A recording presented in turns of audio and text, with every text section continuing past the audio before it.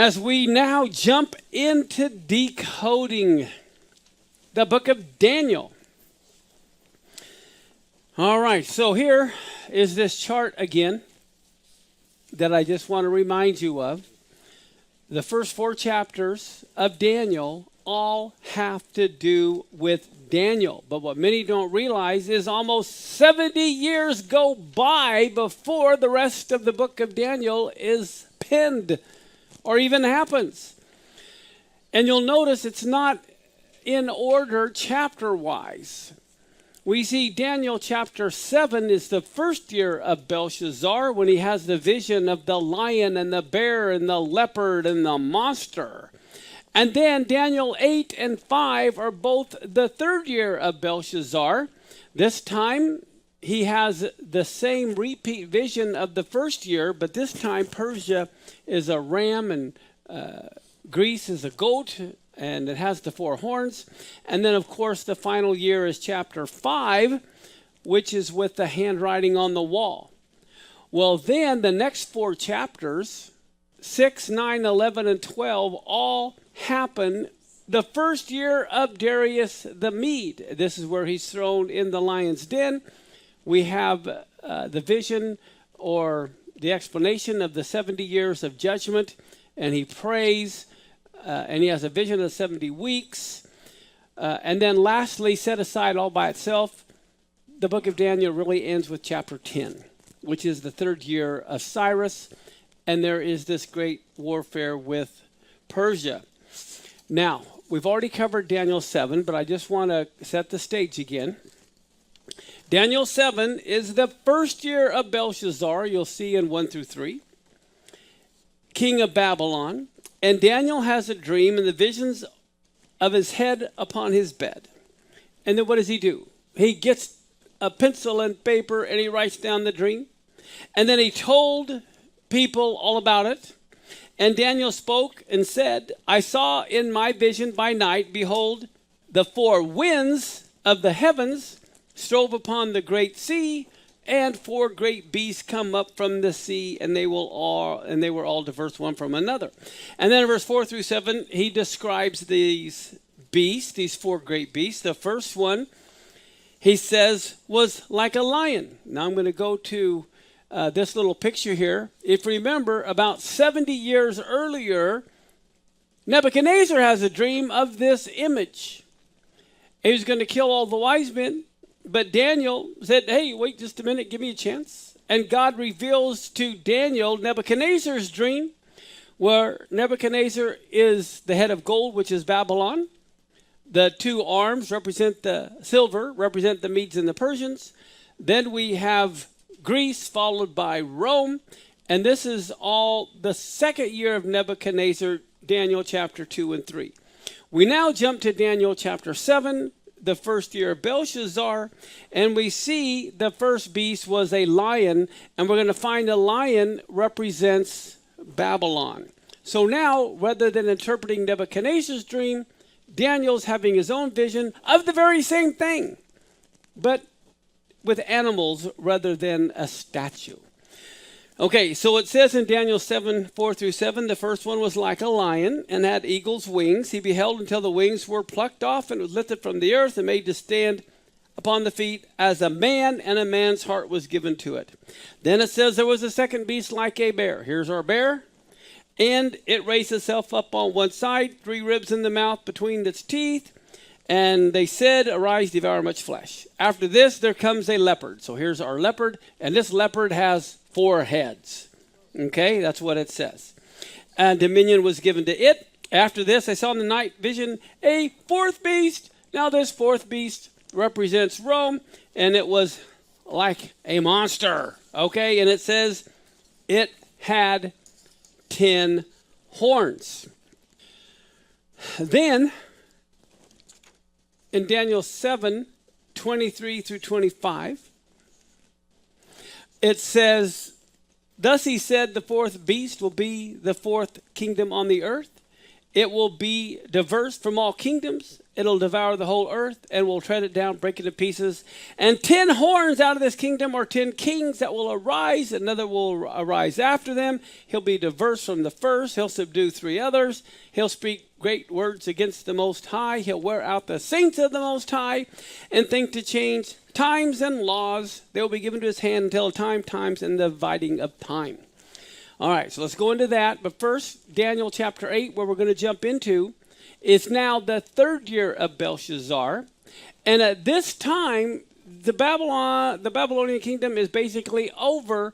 So this time he doesn't have the vision of Babylon and the lion. He jumps to the Medes and the Persians, which are represented by the 2 horns of the ram, followed by Greece being the goat with the notable horn, being Alexander the Great. Okay? And then the 4 horns become the 4 generals, and the one overthrowing 3 is Antiochus overthrowing the other 3 generals. I think everyone is familiar with that.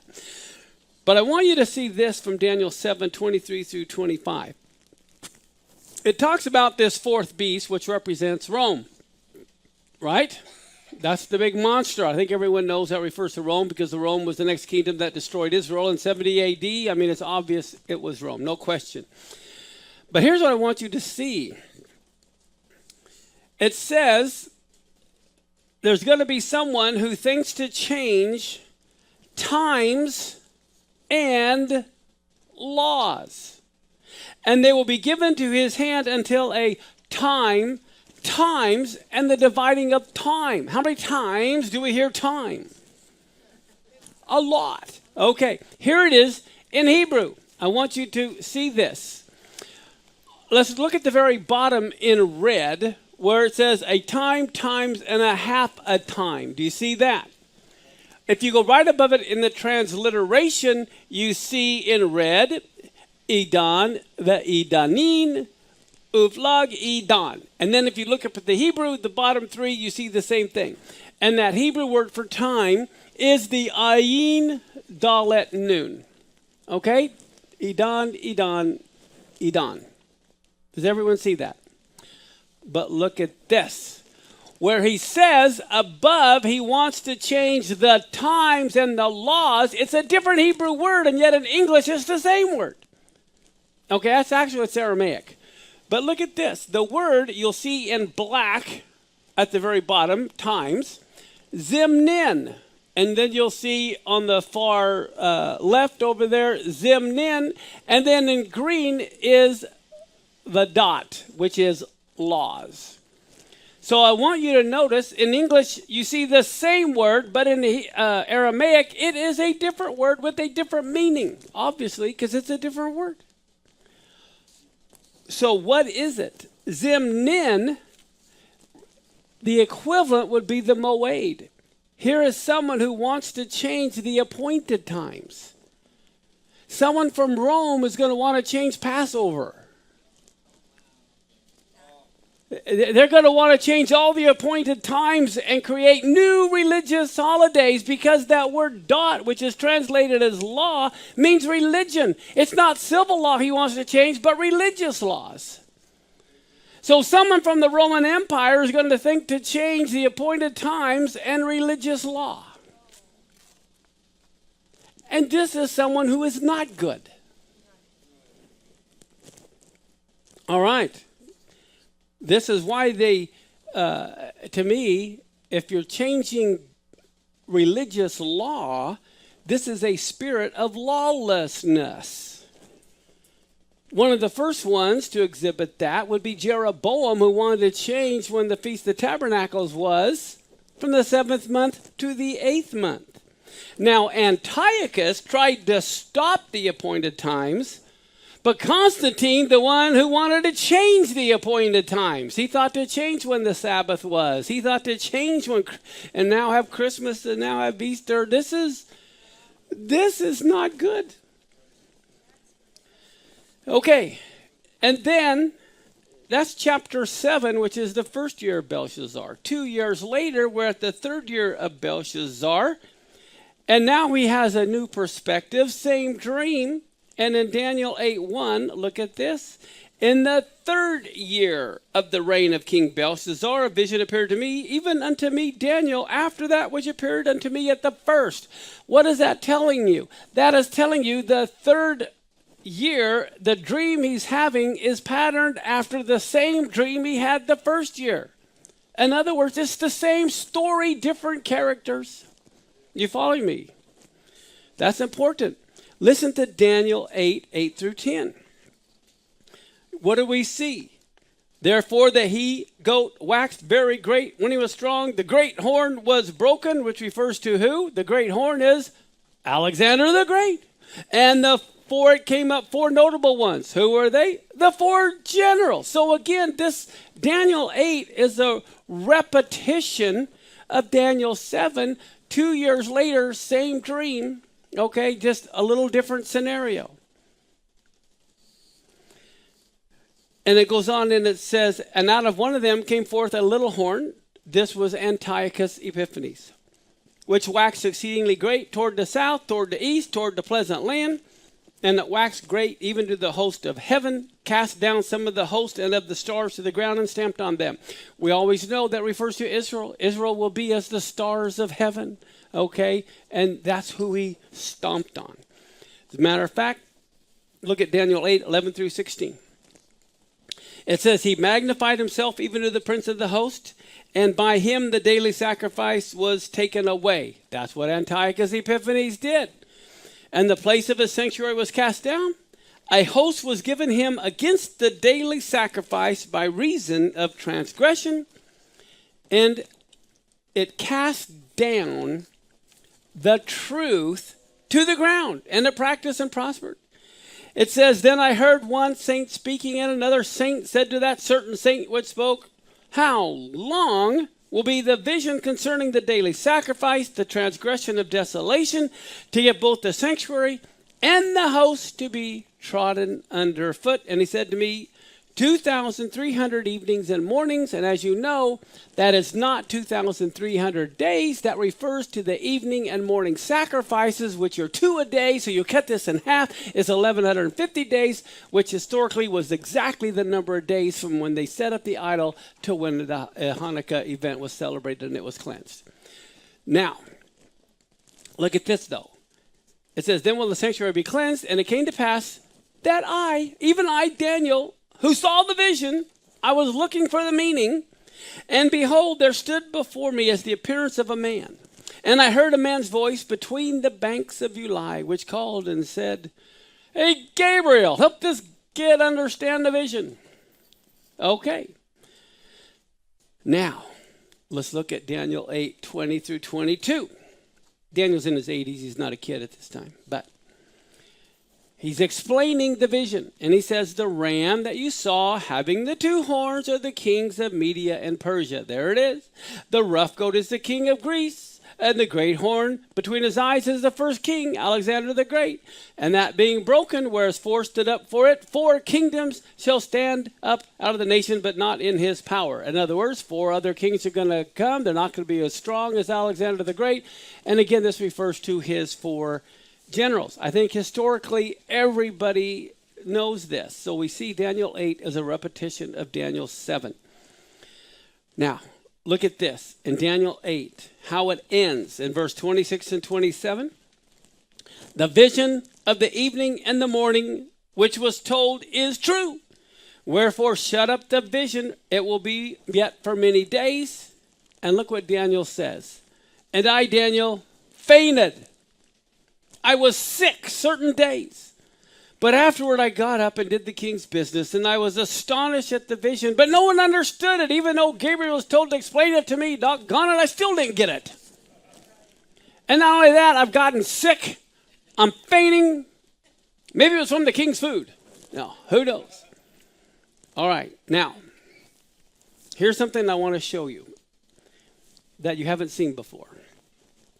This next slide. As the slide I previously showed you, I'll go back to it. Here, let's go. Oh, not that one. That one. That one. Okay. Now, I have here kind of the orders of the chapters, but I want you to realize 6, 9, 11, and 12 are all the first year of Darius. So in one sense, they could be read parallel. You know what I mean? They don't necessarily have to be read in a specific order like I have. That's just the order that I put them in. But I want you now, all of you lovers of prophecy, to read the book of Daniel this way. I want you to take a look at this here. Okay. The first year of Belshazzar is Daniel chapter 7, and there we see the Medes and the Persians are referred to as a bear. Now we go to the third year of Belshazzar, and Daniel 8 and Daniel 5 are parallel. They're both the third year. Now, if you remember, Daniel 8 is where Persia is now represented by the ram instead of the bear. And Daniel 5 is the handwriting on the wall, and it's all over for Belshazzar. So in one sense, we know the entire chapter of Daniel 5 happens within 24 hours. That would be typically the last chapter, but I just want you to know you can go from Daniel 7 to 8, which seems normal chronologically, but you can also go from Daniel 7 to 5. But here is what happens next. Because these 4 in red are all the first year of Darius, they can actually be read in different orders. But I found there were 2 streams that seemed to be connected. The way I would read this, I would go from Daniel 5 to 6, because we know Daniel 5 is actually the last one. But then, not only can you go from Daniel 5 to 6, then go from chapter 6 to 9. Okay, Daniel 6 is where he's thrown in the lion's den. And then 9 is, if you remember, he was thrown in the lion's den because he was praying. Well, chapter 9 tells you what he was praying. That's why Daniel 9 is connected to 6, because he was thrown for his prayers and supplications, and Daniel 9 says, these are my prayers and supplications. And then from 9, you can go right down to 12, because 12 is then the vision of the 70 weeks. And then also the final top secret, seal it up, don't let anybody hear about it, okay? So in one sense, you can go Daniel 7, 5, 6, 9, and 12. They seem to be tied together. Now, the other stream is Daniel 8. I mean, if you want to read 6, you can. But what's really cool is if you read Daniel 8 and go right to Daniel 11, because in Daniel 8, he's feeling sick, right? And he's fainting. Well, what happens? In Daniel 11, someone comes along and strengthens him. So that seems natural that would flow. And then you go to Daniel 12. At the very end, he's almost like Superman. I'm strengthened. Okay, so it's kind of an interesting way that you actually can read these chapters. If you remember, what do we say at the end of every book of the Torah? Kazak, Vanet, Kazak. Be strong, be strengthened. That basically comes from Daniel 10. That's how Daniel 10 ends. With him telling him, be strong, and be strengthened. And he says that I was strengthened. So anyway, there's a couple of ways to read the book of Daniel. So I just wanted you to realize that. Now also I want you to know, again, those 4 notable horns had to do with the 4 generals of Alexander the Great, who then became the political leaders of these 4 different areas. Okay, let's see where I am at on my notes. Okay, see, Daniel 8, what we just read, he said, I, Daniel, fainted. I was sick certain days, correct? Now look at Daniel 11:1. Now think about this. If you did not read Daniel 8, if you just opened your Bible to Daniel 11 and you started reading Daniel 11 without knowing anything else, and you read, also, I in the first year of Darius the Mede, even I stood to confirm and to strengthen him. Who's the I and who's the him? Unless you know where to connect it, you don't know if this is Daniel confirming Darius. Is this Gabriel confirming Darius? Or in this time of transition, is Gabriel strengthening, confirming Daniel, who was sick and needed understanding? this is why you also will notice that Daniel 11, there is no vision. Daniel 11 is just a further explanation of a previous vision. As a matter of fact, let's go to Daniel 11, verse 2 and 3. It says, and now, he says, I will show you the truth. So you can see this is someone who's explaining a vision. So it isn't Daniel and it isn't Darius. This is Gabriel explaining things to Daniel here. And he says, behold, 3 more kings will arise in Persia. A 4th will be far richer than all of them. And when he's become strong through his riches, he's going to stir up all against the kingdom of Greece. And then a mighty king will rise, Alexander the Great, who will rule with great dominion and do as he wills. Now, how many of you like history? There's all kinds of history, American history, world history, whatever. I love history. Now, Alexander the Great is on the move. He's conquering the whole known world there. What happens when he comes to Israel? He wants to conquer Jerusalem, right? Get a load of this. This comes from a book that was written 2,000 years ago. Josephus, in his book, Antiquity of the Jews, book 11, chapter 8, section 5. Listen to this. Alexander the Great is coming, right? When he saw all the multitude at a distance in white garments, all the priests had their white garments on, greeting Alexander as he's coming. And it says, and the high priest in purple and scarlet clothing. So he's got the high priest's garments on. This is how he's being greeted as he approaches Jerusalem. And he had his mitre on his head, having the golden plate whereon the name of God was engraved, holy to the Lord. Alexander made everyone step back, and he approached by himself. And he adored that name, and at first he salutes the high priest. And then the Jews also saluted him, and with one voice saluted Alexander and encompassed him all about. Whereupon the kings of Syria and the rest were surprised at what Alexander had done, and supposed him disordered in his mind. However, Parmenio, this one man, alone went up to Alexander and asked him how it came to pass that when all the others adored him, Alexander, he would adore the high priest of the Jews. To whom he replied, I didn't adore him, but the God who has honored him with his high priesthood. For I saw this very person in the dream, in this very clothing, when I was in Macedonia, who when I was considering with myself how I might obtain the dominion of Asia, exhorted me to make no delay, but to boldly pass over the sea there, for that he would conduct my army, he would give me the dominion over the Persians, whence it is that having seen no other in that clothing, and now seeing this person in it, and remembering that vision and the exhortation which I had in my dream, I believe that I bring this army under the divine conduct, and shall therewith conquer Darius to destroy the power of the Persians, and that all things will succeed according to what is in my own mind. And when he had said this to Parmenio, it says, let me see,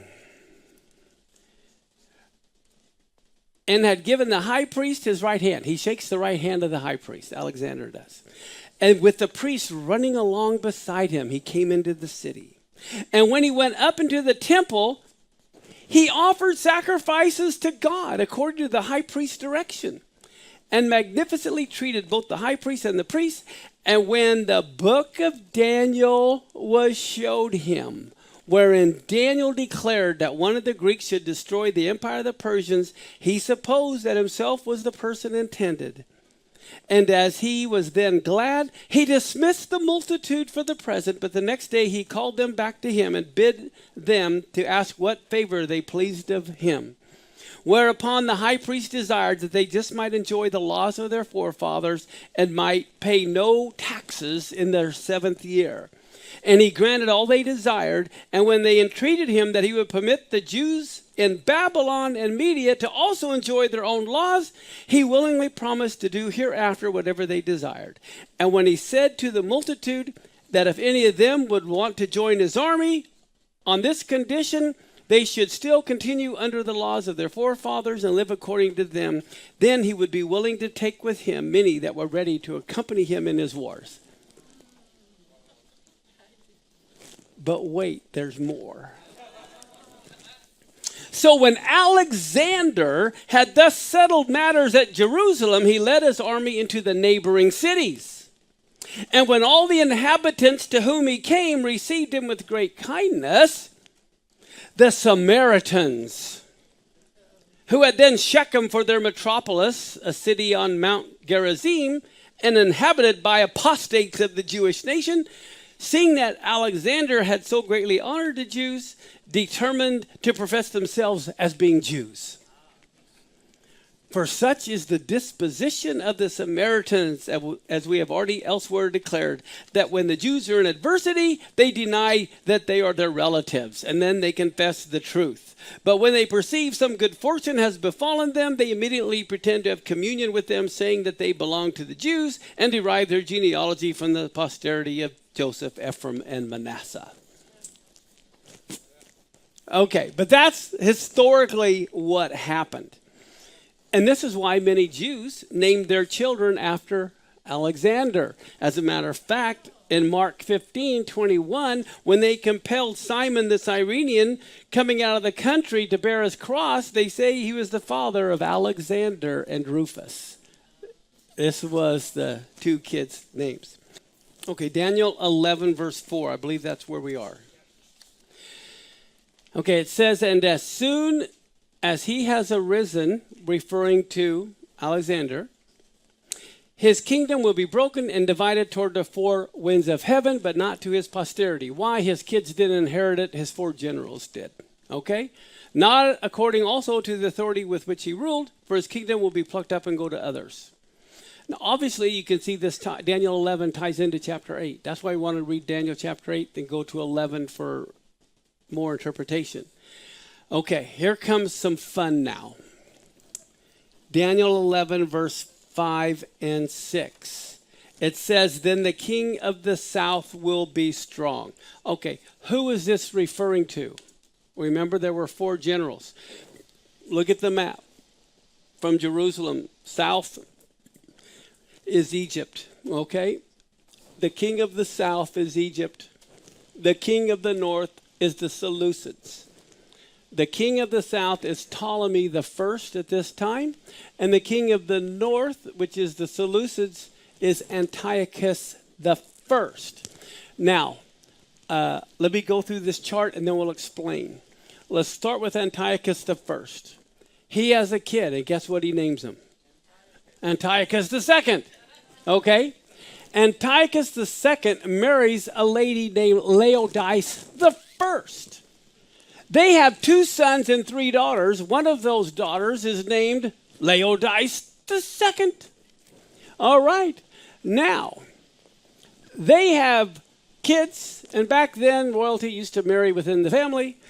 And Antiochus the third marries Laodice the third, who give birth to Antiochus the fourth, Antiochus Epiphanes, the bad guy of the Hanukkah story.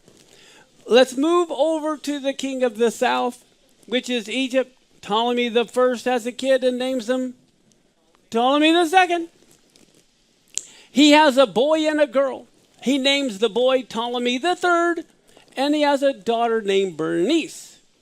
Well, Ptolemy the third gets married and has Ptolemy the fourth and Ptolemy the fifth. The fourth and the fifth are brothers, not fourth giving birth to the fifth. He had 2 kids. You're John 1 and you're John 2. Okay, when he said John, he might as well have said 1 or 2, come here. Okay, but anyway, I'm going to read the book of Daniel, and we're going to see how history has taken place. Okay, that's what we're going to do here. Daniel 11, verse 5 and 6. Then the king of the south, who is what country? This is Ptolemy the first, will be strong, but one of his princes shall be stronger than he and shall rule, and his authority will be a great authority. After some years, they shall make an alliance, and the daughter of the king of the south will come to the king of the north to make an agreement, but she shall not retain the strength of her arm, and he and his arm will not endure, but she shall be given up, and in her attendance he who fathered her and he who supported her in those times. Okay, watch what happens. It says that the king of the north and the king of the south are going to make an alliance. What political alliances did I say earlier that they make? A marriage alliance. Okay, and it says the daughter of the king of the south is going to come to the king of the north. Well, guess what happens? Antiochus II is married to Laodice I. And Ptolemy II says, you need to divorce her and marry my daughter Bernice. So he does that. But guess what happens? She's not going to retain the strength of her arm, it says. And then it says she'll be given up, her attendants, he who fathered her, he who supported her in those times. Well, guess what happens? After this marriage, okay, Ptolemy II dies. They've had a son or an heir, but Ptolemy II dies. And the agreement was that the son between Antiochus II and Bernice would be the heir to the throne. Well, Laodice II didn't like that, or Laodice I, who had got dumped for this other lady who had these kids, didn't like the idea. So what does she do? She poisons Bernice. That's what happens. It says she'll not retain the strength of her arm. Why? She's dead. Not only does Laodice I poison Bernice, she also kills the son that's supposed to be the heir. Not only that, she's not so happy with her husband, and she poisons him too. She kills them all. Now, Ptolemy III, who's very unhappy at what happened to his sister, declares war. And then he goes and kills Laodice I. Okay? So this is what is happening. Now, and in case you didn't know, Ptolemy I was actually one of Alexander's 7 bodyguards. Okay? Okay, now, let me see where I'm at here. Okay, so let's go to Daniel 11, 7 through 9. And from a branch from her roots, one shall arise in his place, and he'll come against the army and enter the fortress of the king of the north, and he'll deal with them and prevail. He shall also carry off to Egypt their gods with their metal images, their precious vessels of silver and gold, and for some years he'll refrain from attacking the king of the north. Then the latter shall come into the realm of the king of the south, but shall return to his own land. So we can see the Seleucids, the Egyptians are fighting back and forth. Sometimes the Seleucids win, sometimes Egypt wins. Okay, now look at this. In Daniel 11, 10 through 13. His sons will wage war and assemble a multitude of great forces, which will keep coming and overflow and pass through, and again will carry the war as far as his fortress. Then the king of the south, now this is Ptolemy IV, this is where we're at, moved with rage, will come out and fight against the king of the north. He will raise a great multitude, but it will be given into his hand. And when the multitude is taken away, his heart will be exalted, and he will cast down tens of thousands, but he will not prevail. For the king of the north, this is now Antiochus III, will again raise a multitude greater than the first, and after some years he'll come on with a great army and abundant supplies. Okay, now we go to Daniel 11, 14 through 19. In those times, many shall rise against the king of the south. And look at this. And the violent among your own people. Wow. There's going to be violent believers. They will lift themselves up in order to fulfill the vision. But they will fail. There are children of God who believe that this is supposedly the appointed time, and we want to help fulfill the vision, and they'll try to fulfill the vision, and they're going to fail because it's not the appointed time. And it says, then the king of the north, the Seleucids, will come and throw up siege works and take a well-fortified city, and the forces of the south, or Egypt, will not stand, even of his best troops, for there will be no strength to stand. But he who comes against him will do as he wills, and none will stand before him, and he'll stand in the glorious land with destruction in his hand. He will set his face to come with strength of his whole kingdom, and he will bring terms. Look at this. He's going to bring terms of an agreement and perform them. Look at this. He will give him the daughter of women to destroy the kingdom, but it will not stand or be to his own advantage. Okay. If someone says, I give you my daughter, what does that mean? In marriage. There's a marriage that takes place between the south and Egypt. Antiochus III and Laodice III have Antiochus Epiphanes IV. But they also have a daughter. And they give the daughter to Ptolemy. And her name is Cleopatra I. Now, in case you didn't know, there are 7 Cleopatras. It's the 7th one that is most famous. But this is Cleopatra the First, was given in marriage. Okay? But it's not going to be to his advantage, it says, even though he gives his daughter to Ptolemy. It says, afterward he'll turn his face to the coastlands and capture many of them.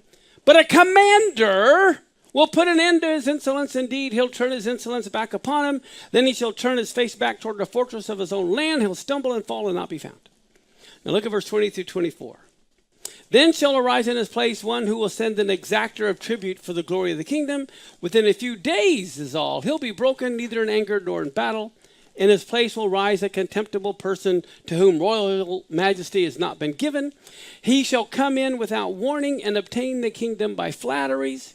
Armies will be utterly swept away before him and broken, even the prince of the covenant.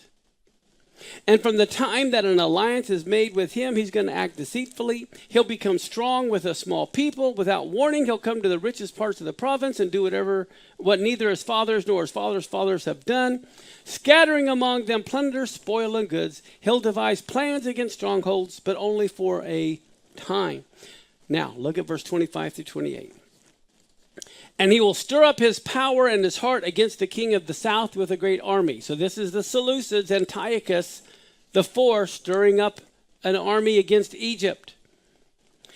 And the king of the south will wage war with an exceedingly great and mighty army, but he will not stand, for plots shall be devised against him. Even those who eat his food shall break him. His army will be swept away, many will be fall down and slain. And as for the 2 kings, their hearts will be bent on doing evil. They'll speak lies at the same table. Can you imagine politicians speaking lies at the same table? Can't imagine. And he will return to his land with great wealth. His heart will be set against the holy covenant. Look at that. And he will work his will and return to his own land. Well, guess what happens? Here we are, down here. Ptolemy the Fifth and Cleopatra have 2 kids. Ptolemy the Sixth, and guess who else? Ptolemy the Seventh. Okay, they have these 2 kids. Okay, now, these are Antiochus IV, the guy of Hanukkah. They're his nephews. His sister, Cleopatra I, is the one who gave birth to Ptolemy the Sixth and the Seventh. Well, guess what happens? He's upset and he goes to war against his Egyptian nephews. So there's a big battle, okay, that is taking place again.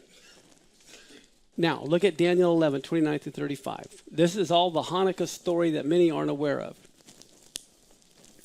It says, at the appointed time, he'll return and come to the south, which is Egypt, but it will not be this time as it was before, for ships of Kittim shall come against him.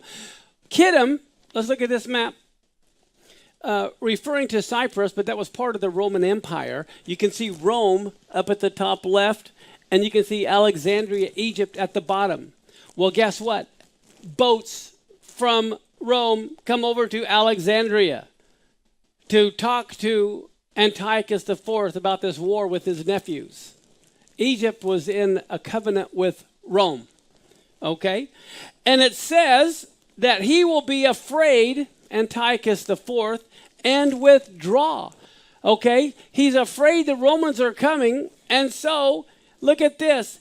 He will turn back and be enraged and take action against the Jewish people, the Holy Covenant. This is what starts Hanukkah, is the fact that he got his self kicked out of Egypt. He's headed back north to the Seleucid territory, and it says he will turn back and pay attention to those who forsake the Holy Covenant. Forces from him will appear and profane the temple and the fortress and will take away the regular burnt offering. There it is. This whole thing that happened at Hanukkah transpires from down here. And it says they'll set up the abomination that makes desolate. He'll seduce with flattery those who violate the covenant. But the people who know their God will stand firm and take action. And the wise among the people will make many understand. Though for some days they'll stumble by the sword and flame, captivity and plunder. This is the whole Hanukkah story. When they stumble, they'll receive a little help. And many will join themselves with flattery. Some of the wise will stumble so that they may be refined, purified, made white until the time of the end. For it still waits the appointed time. Now, here is what happened. Why was he afraid? This is a very famous story. I have to tell you if you didn't know. Guess what happens? The captain of this ship is the Roman legion's commander, Gaius Popilius Lanus. He gets off the boat. Okay? And here, Antiochus had advanced to attack Ptolemy VI. He was met by the Roman legion's commander. And upon King Antiochus greeting the commander from some distance, waving high, holding out his right hand for a handshake, Popilius answered by, rather than extending his hand, he held out tablets which contained the Roman decree of the Senate that told Antiochus to read this first, thinking it not right to give the usual sign of friendship handshake, until Popilius knew the mind of Antiochus, whether he was to be regarded as a friend or foe. In other words, he says, you read these tablets that tells you that you can't attack Egypt and you have to leave. And then once I know your attitude, I'll shake your hand. I've got to decide if you're a friend or foe after you read the orders from Rome. So here Antiochus holds out his hand. He hands them instead orders from Rome. He has to go. And he says, before I shake your hand, read this to let me see if I need to shake your hand or not. And so, after reading the dispatch, which was an order to put an end to the war against Ptolemy, at once, Antiochus said that he desired to consult with his friends on the situation. And so what happened? Popilius, happening to have a stick in his hand, drew a circle around Antiochus with it and ordered him that he had to give his answer to the dispatch before he could step out of the circle. You have all the time you want, my king. You just cannot leave this circle until you decide. The king was taken aback at this haughty proceeding, and after a brief interval of embarrassed silence, he replied that he would do whatever the Romans demanded. Then Popilius and his colleagues shook him by the hand and all greeted him with warmth and said, "See you later." And off he goes, and the story of Hanukkah begins. So when you read the book of Daniel, you have to understand what is history, what is future, but also remember history repeats itself. All right.